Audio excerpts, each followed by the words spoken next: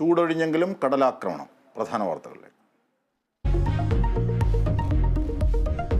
തിരുവനന്തപുരത്തും കൊല്ലത്തും കടലാക്രമണം രൂക്ഷം. പൂന്തുറയിലും 5 തെങ്ങിലും കടൽ കയറി. കൊല്ലം മുണ്ടക്കലിൽ ഉൾപ്പെടെ രൂക്ഷമായ കടലാക്രമണം. സംസ്ഥാനത്ത് ചൂട് കുറയുന്നു.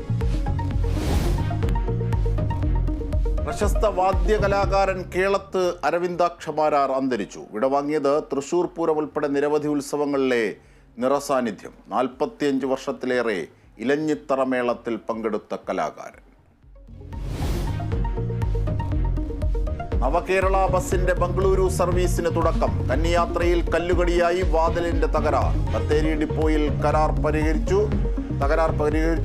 ആദ്യ സർവീസിനോട് മികച്ച പ്രതികരണം. കാസർഗോഡ് SI ജീവനൊടുക്കിയതിൽ CPIM-നെതിരെ കോൺഗ്രസ്. വിജയൻ ജീവനൊടുക്കിയത് CPIM സമ്മർദ്ദം മൂലമെന്ന ആരോപണം. CPIM നേതാക്കൾക്കെതിരെ കൊലക്കുറ്റം ചുമത്തണമെന്നും രാജ്മോഹൻ ഉണ്ണിത്താൻ.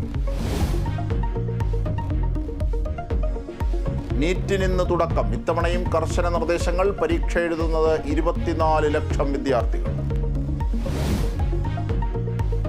IPL-ൽ ഇന്ന് 2 മത്സരങ്ങൾ. ആദ്യ മത്സരത്തിൽ പഞ്ചാബ് ചെന്നൈയെ നേരിടും. 2 മത്സരത്തിൽ ലക്നൌവിന് എതിരാളികൾ കൊൽക്കത്ത നൈറ്റ് റൈഡേഴ്സ്.